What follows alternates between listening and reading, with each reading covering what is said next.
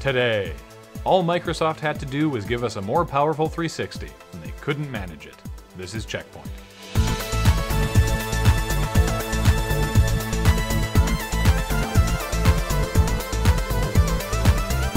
Welcome to the pre-CheckPoint press conference. Which, of course, is where all the real news happens. Dead Rising is coming back as an Xbox One exclusive. The latest addition in the Capcom franchise removes the annoying storyline time limits and the bathroom-based save points in favor of more zombies, up to 3 times as many as there were before. Masochists will also be excited to hear that Dead Rising 3 will have a nightmare mode that will put back all the annoying stuff you were so excited to hear that Capcom was taking out. Sony officially introduced the PS4 to the world last week, and with it announced that in contrast to the Xbox One, there will be no hardware-based DRM nor any DRM on their first-party titles. They also announced that indie developers won't need a publisher to submit games to the console, part of a new indie-friendly approval system akin to iOS.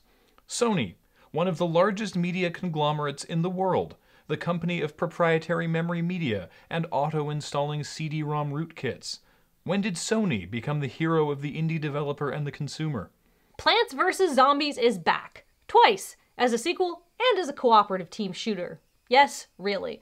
The shooter is called Plants vs. Zombies Garden Warfare, and it uses the Frostbite 3 engine. You know, the engine that runs Battlefield 4, Dragon Age 3, Star Wars Battlefront.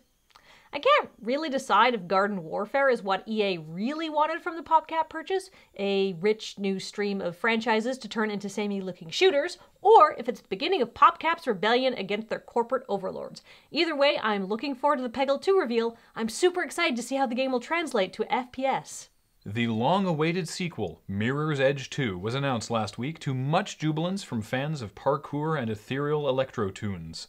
Here's the catch, though. The game is a reboot of Mirror's Edge. What? You couldn't work within the already incredibly minimalistic story the first game had? What's that? Faith has a sister. Well, that just messes all of our plans. It needs to be a brother, for plot reasons. Throw all this shit away and redo from the beginning. Here's at least one reason to buy an Xbox One. The upcoming Forza 5 will feature Jeremy Clarkson, Richard Hammond, and the best Top Gear host, James May. I think you might be editorializing just a little bit there. You shut your filthy mouth. Okay, so best Top Gear host, CheckPoint unanimous pick, James May. General consensus from the gaming community is that Sony won E3, Nintendo was present, and Microsoft lost. We're inclined to agree, and so now I present an on-point entitled, How Microsoft Shat the Bed. 1. Misreading your market. Why was everyone so underwhelmed by the Xbox One? Because your customers don't want a TV box. Sure, lots of people use the Xbox 360 for TV, Netflix, sports, whatever, but that's because they already have an Xbox. They bought an Xbox for gaming, and as you added these features, they figured, well, why not? It's right here. Marketing the Xbox One as a media box to the minimization of games is excluding your base market. Everyone you're targeting now has so many ways to watch that content that it's not a selling point. Focus on what you do differently. And I don't mean the Kinect, because no one cares about that or wants it. Number 2, always online, or partly online, or whatever. Clearly, you have a vision for this. The Xbox 360 only supported broadband because you were looking ahead. But always connected is too far ahead, and the Xbox One is not the machine to bring us kicking and screaming into the interconnected future you want us to live in. Maybe you want it for DRM, or for putting a stop to used game sales. Heck, maybe you want it to make games run faster or to showcase new multiplayer gaming experiences. It could be any of those things you haven't actually told us. But what should be pretty clear by now is that customers do not want this. We don't want something that needs us to be online all the time. It's not that hard.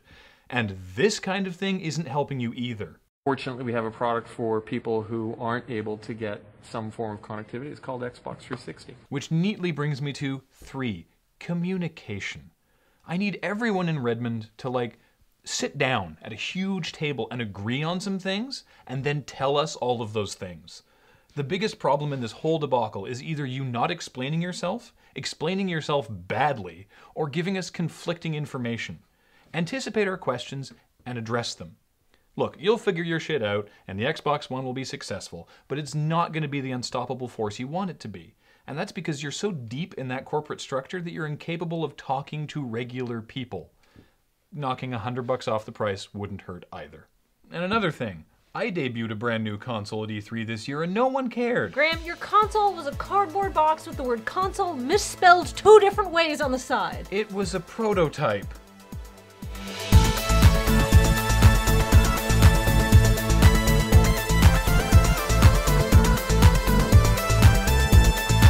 Coming up, Bayonetta 2 featuring me. Look at me, I'm so cool. That's me, looks like me. Me.